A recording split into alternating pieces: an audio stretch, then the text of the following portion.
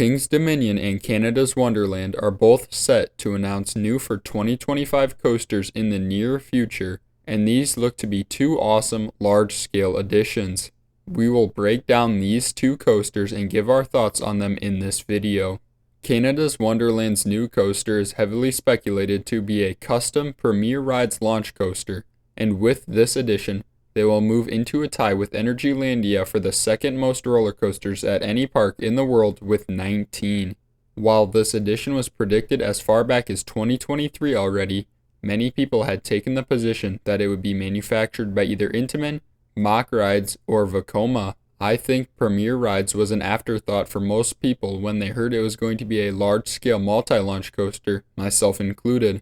Personally, I thought it was going to be a Vekoma project, but ultimately Premier Rides won the contract. Now, to be frank, I have seen a little bit of a negative reaction from enthusiasts over this information, and honestly, I would have preferred to see one of those other three manufacturers as well, but Premier is likely the cheaper option, so Cedar Fair went with them. Plus, I'm guessing Premier Rides could meet a quicker lead time as they are not manufacturing as many projects for the next 3 seasons already. However, I'm willing to give them a chance here because they have done some pretty solid work in the past. Sure, none of their installations are on the same level as say Pantheon and Busch Gardens Williamsburg, but their 2 coasters at Magic Mountain, Full Throttle and West Coast Racers, are solid supporting coasters with a nice diverse mix of forces. Plus, I think they have a chance to make some cool interactive moments with the theming and the large mountain in the middle of the International Festival section in the middle of the park. I think they have the potential to do some unique stuff there, and there is work being done in that area of the park, both in terms of markings on the ground, and I believe there have also been some reports of some work being done to the mountain itself. There is still a lot unknown about this coaster, however. We don't know any of the stats, most of the layout, or the theme. Canada's Wonderland has been extremely secretive about this coaster, and they're even going as far as not bringing track on site until after the announcement.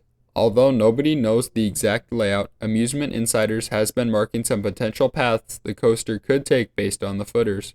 From looking at his explanations as well as my own inferences, I think it's safe to say this coaster will be a very large addition and will probably be Premier's biggest coaster to date. Putting all of these things together, I think Premier Rides has the chance to build what could become a signature coaster for themselves at Canada's Wonderland for the 2025 season. For King's Dominion, this edition will be their first new coaster since 2022, but only their third edition since 2010. It is set to be a launched B&M wing coaster, of which it will be the second in North America.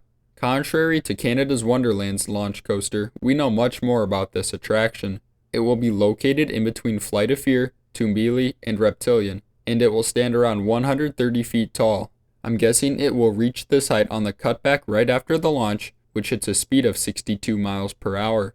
And the track for this coaster is already on site as well. This coaster will have around 3,000 feet of track and feature 5 inversions. These stats are all very similar to the other American wing coasters, except for Gatekeeper because that attraction is gigantic. The layout starts off with a magnetic launch and a dip down into the cutback, which looks to have some good hang time. Then the train traverses a basic dive loop and then a corkscrew. After this, you go through a turnaround before another corkscrew. This one looks a little lower to the ground, however, sort of like the one on Wild Eagle, so I don't think it will feel too repetitive. Then there is an airtime hill. I've never really liked airtime hills on wing coasters because of the vest restraints, but nonetheless, this looks like it could give a sensation of negative G's, depending on how fast you take this element. The last element before the brakes is an upwards inline twist. Almost everyone agrees that an inline twist is usually the best element on a wing coaster, and this looks like it could do the same.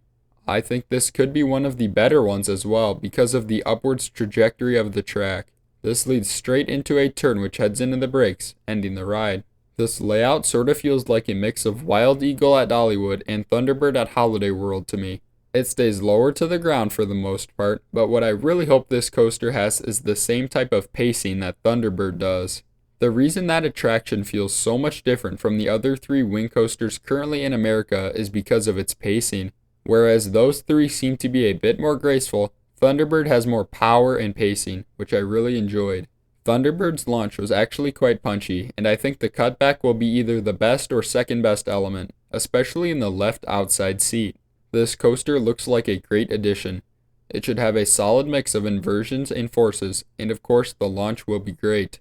It also fits really well into this park's lineup, giving them a much needed launch coaster after they removed Volcano the Blast coaster in 2018.